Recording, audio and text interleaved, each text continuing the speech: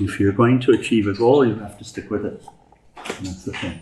And if you stick with it, you will achieve.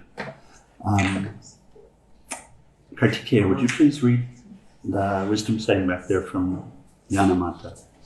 We'll start off with that this morning. Yes, that is practical wisdom. See nothing, look at nothing but your soul, ever shining before you. The things that happen to us do not matter. What we become through them does. Each day, except everything is coming from God. At night, get everything back into His hands. So, read it one at a time, and I'll repeat because I'm not sure if it's picking it up here. It might be. It might be. See nothing, look at nothing but your goal, ever shining before you. See nothing, look at nothing but your goal, ever shining before you. The things that happen to us do not matter. What we become through them does. The things that happen to us do not matter. What we become through them does. Each day, except everything is coming from God. Each day, except everything is coming from God. At night, give everything back into His hands. At night, give everything back into His hands. So, beautiful wisdom.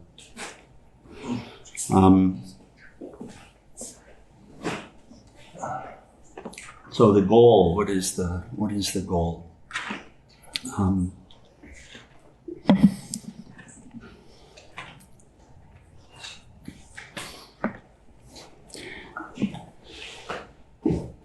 As long as we have a goal, we'll succeed with it, if we stick with it. Whatever it is. Very much worldly goals. It's the same way. It doesn't make any difference, worldly goal, spiritual goal. It doesn't make any difference. The principle is the same. You say, so if you have a goal of building a business, such and such, or having so many friends, or having so much money, whatever it is, as long as you stick with it, you'll succeed. It's when you we get there. As long as you don't give up on it and you continue to apply yourself, you're going to learn along the way, right? Yeah. Because if you keep it ever shining before you, then you're going to learn what it takes. And it's quite mysterious how we have this power, but we do. So we can say the power is a God-given power, or we can say, I am who Krishna says I am. And so this ability to manifest exists with me. You could say like this, but it's just this, you stick with it. But if you give up and you say, that's it, Swami has stopped me for the last time, I give up, I'm not going to do it again. The ideas come. Yeah, I know. I just don't listen. It does, that's the thing. The idea will come. The idea will come, that's it. I'm done. But if you keep the goal, yes, we've been there. But if you keep the goal shining before you, and so it's true with enlightenment. So it's true with knowing who we are. It's the same. It's the same. Or serving the Lord, or being with the Lord always, or however we relate to these higher spiritual goals. It's the same. This is the way it works. If we really knew it, oh my God. We wouldn't let all the extraneous stuff bother us. We wouldn't care about what people think about us. Right? We wouldn't let it disturb us. We would just stay with that goal. Because the sooner the better. Because what we recognize about the goals is between here and there's a lot of suffering involved. Right? Sacrifice, we have to give in order to have what it is that we set as the goal, and so too with spiritual goals. So too, not different. So let's talk a little bit about what Lord Krishna is laying out here. This second chapter is Sankhya Yoga. Sankhya Yoga, the yoga of wisdom, related to the nature of self, related to the nature of oneself. It deals with this question of who am I?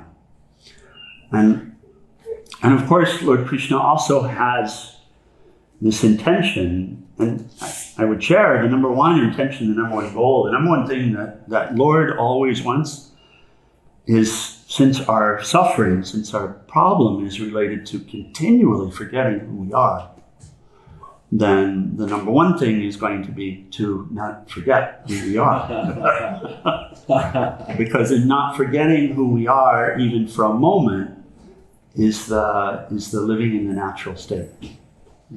Abiding in the natural state, abiding as spirit, who we are, in the world, but not of the world. In the world, but not of the world. So this is what Lord Krishna wants for Arjuna. But also, Lord Krishna understands that Arjuna is going to have to do his duty to get there. So he's encouraging Arjuna to do his duty. And he's taken three approaches. First, he started with the highest spiritual truth. All is the self.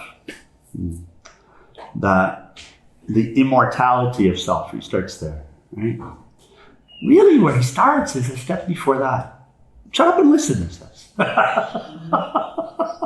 Stop your blabbering and listen.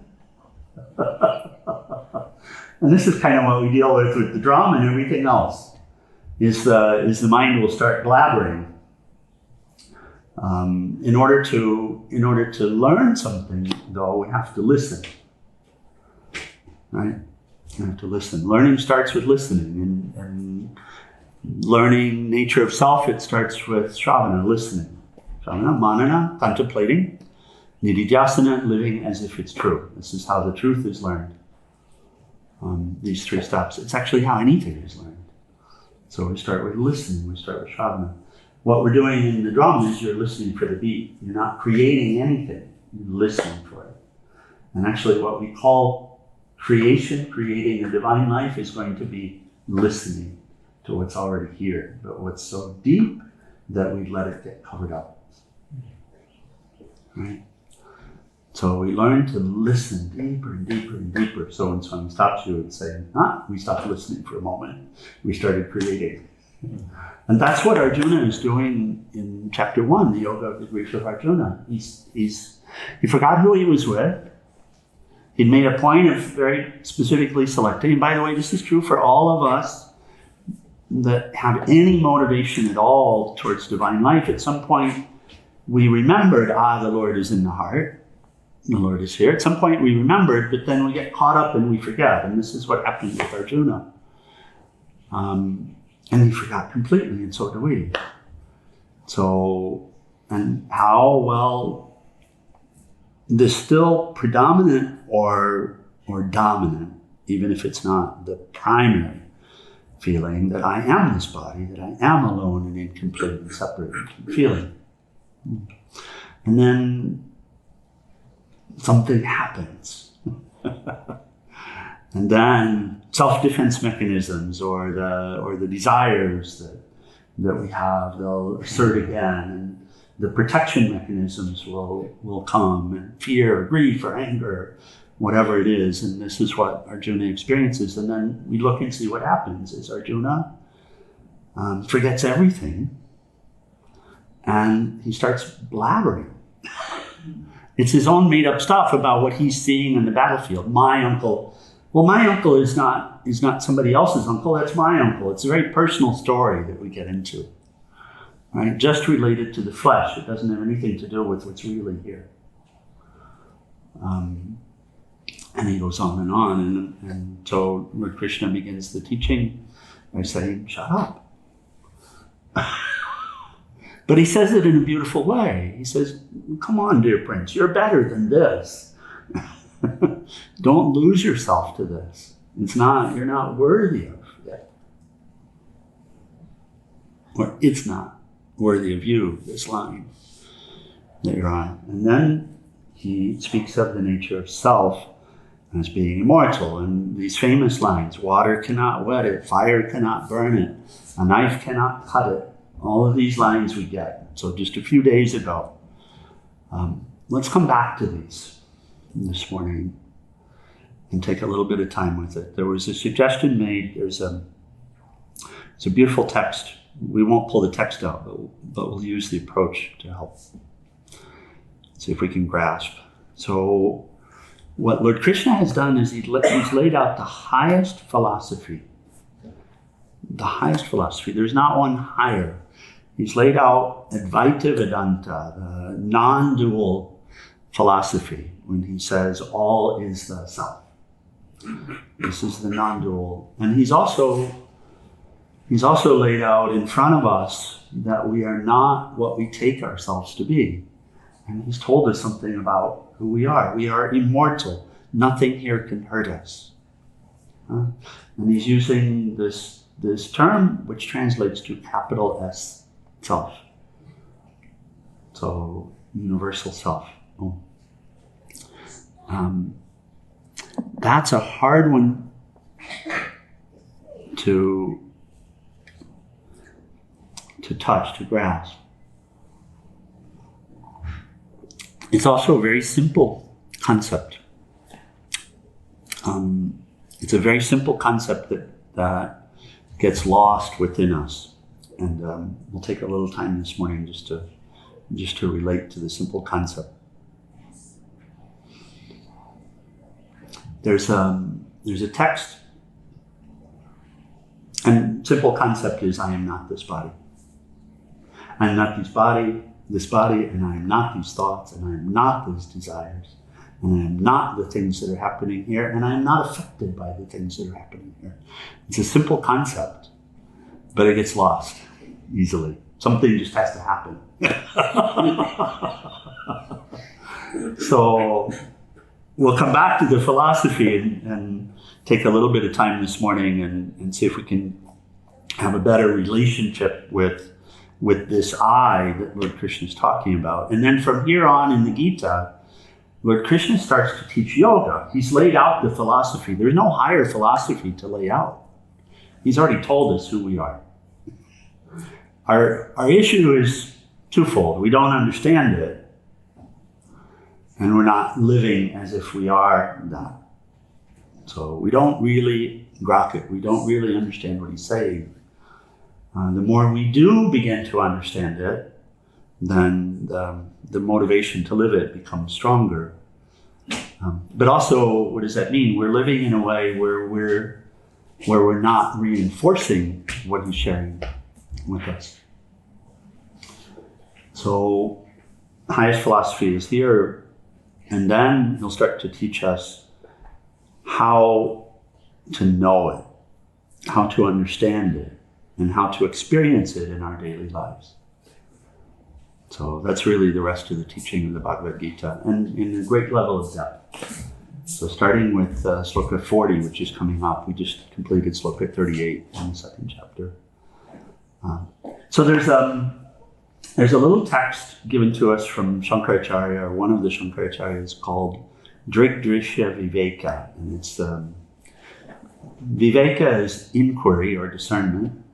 Drig is that which is observed. Drishya is the observer and the act of observing.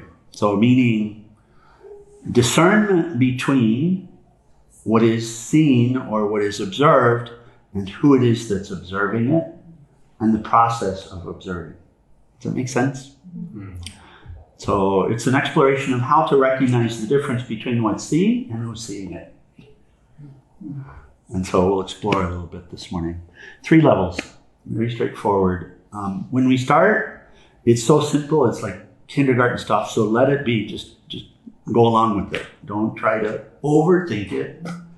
Try to be present for what gets shared and see where it takes us. So the text says, first, in establishing this relationship, the first 2 sutras in the text are all we need to deal with. It speaks to the relationship between what is seen or what is observed and who is observing it. So the first step is the object is seen, or the form is seen, and the I, E-Y-E, this I, is the seer. Now, when we come to Vedanta, the understanding goes like this. It's first, do I understand the grammar of what's being said? So I'll say this again, and I'll ask you if you understand the grammar. The form is seen, and the I, E-Y-E, is the seer of the form. You understand what's being shared? I say it's very simple. And the second step is understanding the intent of what's being said. And to understand the intent of what's being said, or the philosophical point being made, you would be able to repeat it with different words. So I would say, the form is seen, and the I is the seer, and you could say it some other way. Who wants to take a shot? Anyone? The material things, and we're seeing it. Yeah, you can do it in a few words, or seen by the... Some other way to see it? To say it? See it? Say it.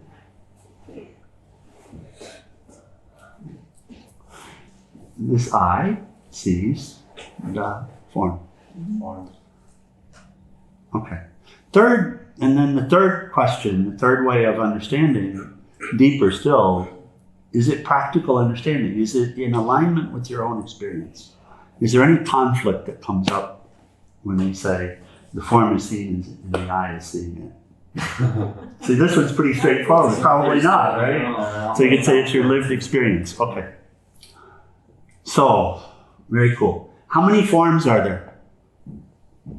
Innumerable. There's Yeah, countless. a lot now. Do the forms stay the same? Or do they change? They deteriorate over time. Okay. Are the form and the I, the observer, the same? No. Correct? How do you know? Can the I see itself? No. You can step in front of a mirror and you can see the eyes, but really you're seeing a picture of the eyes. Is it true? Yeah. And sometimes there's an idea about a selfie, taking a selfie, and right, this will come up. This is borrowed from Swami Sarvapriyananda, so we give credit. Beautiful lecture that he shares. In fact, a lot of them he does this several times. So selfie won't do it either. So actually, the observer can only see what's observed; it cannot see itself. Correct? Okay, that's a fundamental principle that we want to be able to recognize. So the eye can see the objects, and the objects are many. They're changing, and many. How are they differentiated? They're differentiated in color and shape and size, and right. All of this, the different forms. Okay, very good. But related to the objects, the eye is one or many. So I know there are two eyes, but you can say visual function. Related to all of the objects, how many eye? One. Is there eyes? One set of eyes, correct? So it's also a relationship of one to many. And that's fundamental in a relationship between that which is observed and that which is observing. Okay, ready for the next step? I think so. So now, if you step back one level, and the text does this with us, we step back one level, and now the eyes are being observed. The function of sight is being observed. Have you noticed changes in the eyes, in the acuity of vision? Have you noticed it over time? Yes, definitely. How long have you worn glasses? Since about 45 birthday present. Okay, there you go. So you've seen a change in the acuity of the eyes. Right. Yeah. How did you notice it? How did you see it? Oh, I was not able to read things or. Very good. Do you notice a difference in the acuity of vision? By the way, this is applying to all five senses. We're just using vision as the example here. But in the same way, objects, forms are heard, they're tasted, they're touched, they're smelled. So same relationship, and the observer is the nose, or the sense of smell, and the objects which are smelled are many, changing, right? But the nose, the sense of smell, is one. Oh. So have you noticed that the acuity in the eyes, the vision changes during the day? It might be different in the morning than it would be in the evening. You see that, right? You're aware of that. You ever observe floaters in the eye, things like that? Does the eye see itself? Only in the mirror. No. So who's seeing it? Well, this one's pretty straightforward too. The mind is seeing it. In fact, if you look at the physical eyes, you see that the physical eyes are a system of lenses, right? With an aqueous solution in the center. So what's being seen by the eyes is actually light, refraction of light that it's picking up. And then what is the eye doing to that light or that image that's seen outside? So just like a camera lens, right? And then there's the screen on the back, or the film on the back of the eyeball. And then what's at the back of the eyeball? What's connected there? Optic nerves. Optic nerve. And the optic nerve is connected to the brain. Okay. So first you can see that the eyes are seeing the forms, but then who's seeing the eye? Who's seeing that function of vision? The mind is, right? That's what's being stated in the text. The mind is. So this is the second level, and does it make sense? Mm-hmm. We understand what's being said? Lived experience. There's a beautiful study that I came across a few years ago. It was back when I was walking still, and some doctors. So if we study the eye, we recognize that actually the eye is inverting the image. So you appear to me to be sitting right side up. But actually the image provided to the brain is you upside down. Yeah, I never understood that part. Right? And then who's turning it right side up? The optic nerve in the brain. No, it's the brain. Yeah. It's the brain. More proof that the brain or the mind is here as the observer of the eyes, the information that the eyes are relaying.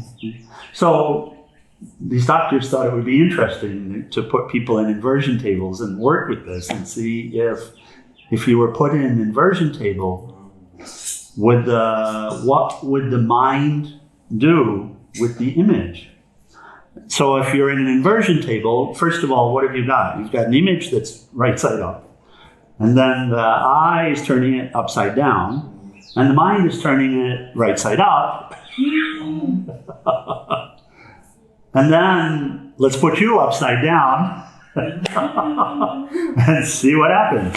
Like any grand experiment. Yeah. So they conduct the experiment. Who wants to take a shot? Some know the answer, so don't speak up. But anyone who doesn't know the answer, you want to take a shot at what happens? Well, yeah, it's relative. It does the same thing, but yet you're upside down, so you do see things upside down. Who else would like to take a shot with it? What happens? The mind will try to look at the right way. Yeah, because it's correcting. It's correcting the image. It wants it the way it wants it. So it will correct it. Or uncorrect it. And so a day and a half on average. After a day and a half in an inversion table on average, the mind will invert the image once again. No way. Yeah. And so now you get out of the inversion table and you stand up, and now everything is Upside down. upside down. About a day and a half, it will turn it right side up once again.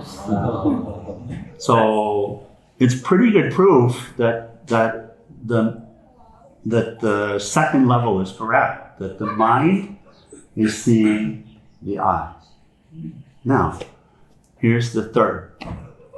So The third is that the mind is seen or observed, and the self, capital S self, or Sakshi, silent witness, is the seer.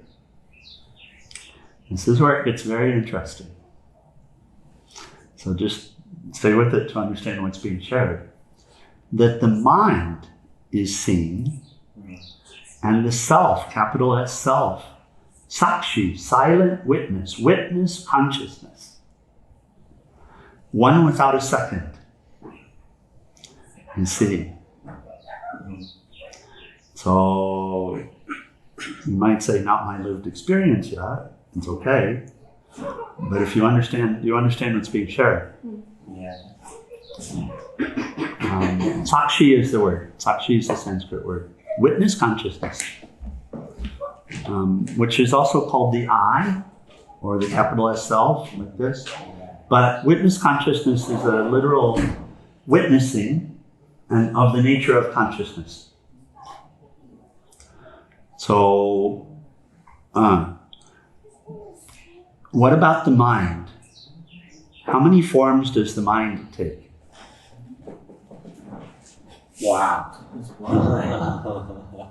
Oh, a lot. How many modifications? A lot. Yeah, like millions. Millions. Like the objects, isn't it? Yeah, many. Are you aware of it changing? You may not be aware of it on the spot, by the way. But in retrospect, in hindsight, can you see, oh my God, I was angry just then. Can you see that? Yeah. Oh my gosh, I was afraid just then. This is speaking to states of the mind, isn't it? Right. But now I'm not. But now I'm not. No, I'm not. So what are you observing really? You're observing changes in the mind, right? Mm-hmm. Different perspective. Different thoughts that come, different desires over time. Same I. Yeah. I had this desire, I had that desire. I was young, I was old, same. So what's really changing? Perspective. The mind, states of the mind, states of the mind. You see? States of the mind are changing. Okay. So we ask the question, can the eyes, EYE, see themselves? The answer will be no. And can you see it's a fundamental relationship between what's observed and who's observing? The observer can never see oneself because the observer is looking out, correct?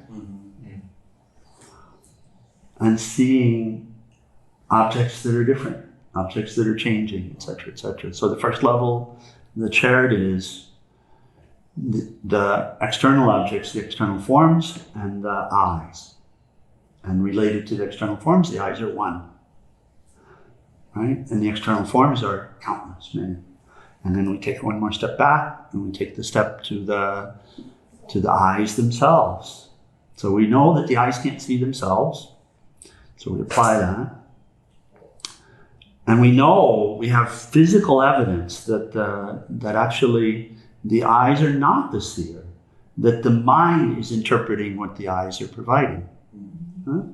We know that, and we know that the condition of the eyes are changing. So the condition of the eyes, many, countless, and changing. Same. So an object. And the mind seeing this remains one related to the. And then you take one more step back and you see mind constantly changing. By the way, same principle, can the mind see itself? And here's where somebody might posit yes, then there must be another level of mind. So that's fine. We can say, okay, that's fine. Then how many levels of mind are there and who's seeing the highest one? Because that too will be changing. You have to have an unchanging, something unchanging. There has to be, and that's the relationship between observer and that which is observed. Relative to that which is observed, the observer has to be unchanging. When we deal with our experience here, for example, there's something unchanging here. But it's here, it's this subject. It's the Sakshi, this silent witness, is unchanging. And also, movement, change, all of these, they require, in order to see them, in order to be aware of them, there has to be an observer which is not moving relative to them, or which is not moving at the same rate as them. So here's a question: how fast are we going right now? Really, really, really fast. So you know something about that, but you don't have the feeling of movement. Yeah. Why not? You are going very, very fast. We all are. We are hurtling through space.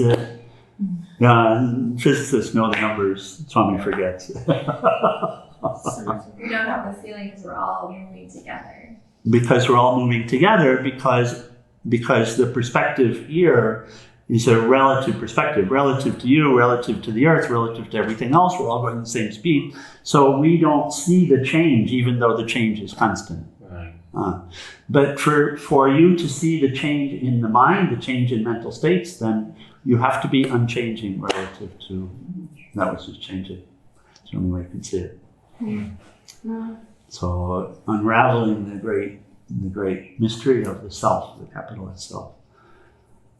So Lord Krishna will continue to teach us, but we just wanted to take this morning and take a moment and see if you can touch a little bit of what's being shared.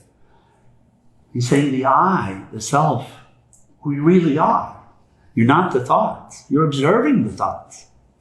You're not the body. You're observing the body. You're not the outer objects. You're observing them.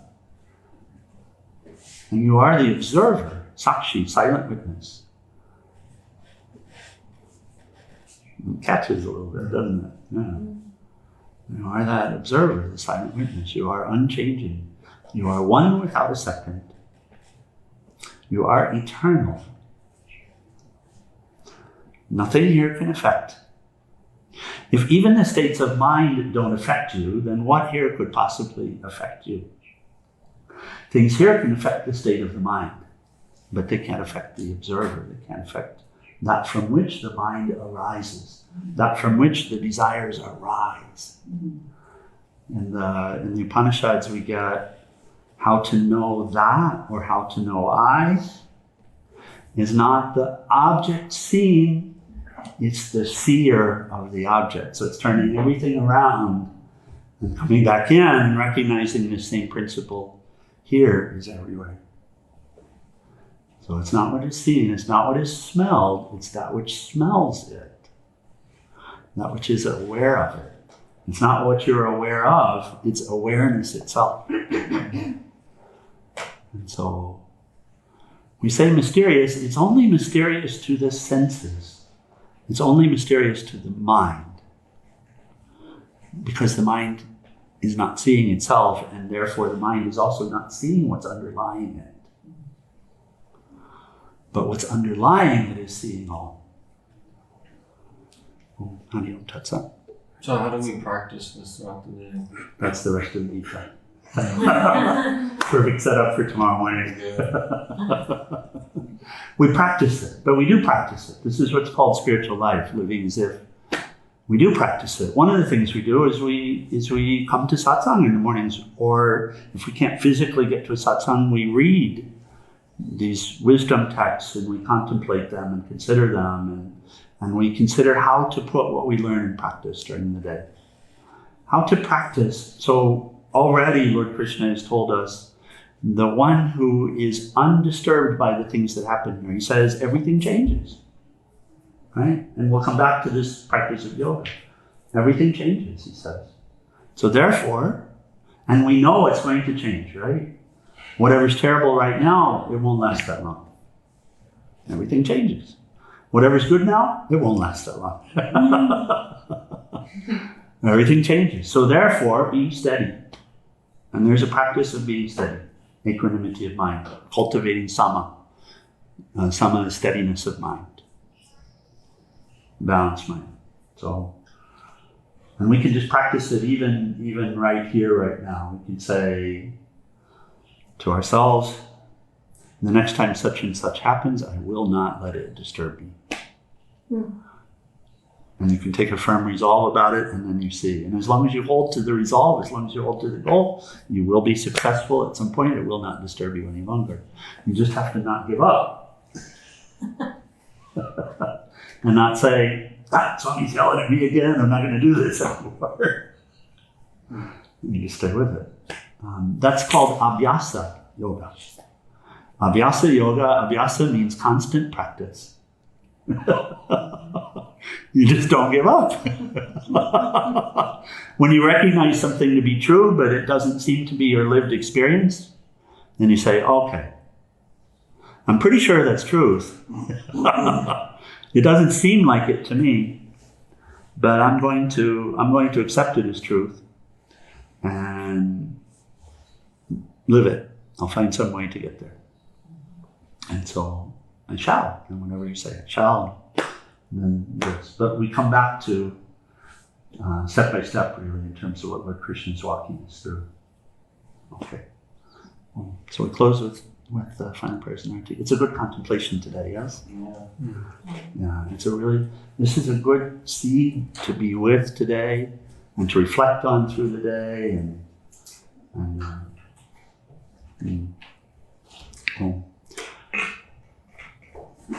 it's not actually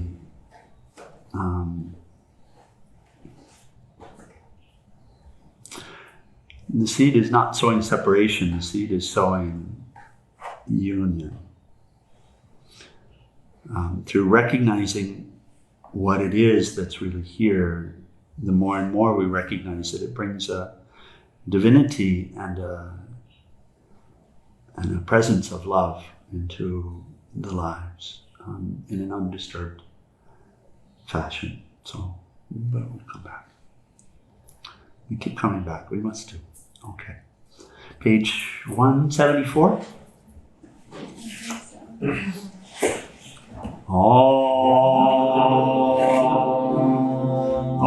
Trayambakam Yajamahe Sugandhim Pushtivardhanam Orvai Rukameva Bandhanam Mrityor Mokshiyamam Mritat Om Trayambakam Yajamahe Sugandhim Pushtivardhanam Orvai Rukameva Bandhanam Mrityor Mokshiyamam Mritat Om Trayambakam Yajamahe Sugandhim Pushtivardhanam Orvai Rukameva Bandhanam Mrityor Mokshiyamam Mritat Om Sarvesham Swastir Bhavatu Sarvesham Shantir Bhavatu Sarvesham Purnam Bhavatu Sarvesham Mangalam Bhavatu Sarve Bhavantu Sukhinaha Sarve Shantu Niramaya Sarve Bhadrani Pashyantu Akashit Dukhabhat Bhave Asato Ma Satgamaya Tamaso Ma Jyotir Gamaya Mrityor Ma Mritam Gamaya Om Purnamida Purnamidam Purnamudashyate Purnasya Purnamadaya Purnameva Sishate Om Shanti Shanti Shanti. O adorable Lord of mercy and love, salutations and prostrations unto Thee. Thou art omnipresent, omnipotent, and omniscient. Thou art Satchidananda. Thou art existence, knowledge, and bliss absolute. Thou art the indweller of all beings. Grant us an understanding heart, equal vision, balanced mind, faith, devotion, and wisdom. Grant us inner spiritual strength to resist temptation and to control the mind. Free us from egoism, lust, anger, greed, hatred, and jealousy. Fill our hearts with divine virtues. Let us behold Thee in all these names and forms. Let us serve Thee in all these names and forms. Let us ever remember Thee. Let us ever sing Thy glories. Let Thy name be ever on our lips. Let us abide in Thee forever and ever. And Bolo Sakar Shiv Nanamanshi Ki. And Bolo Sakar Saraswati Mani Ki. Okay, let's sing for our tea.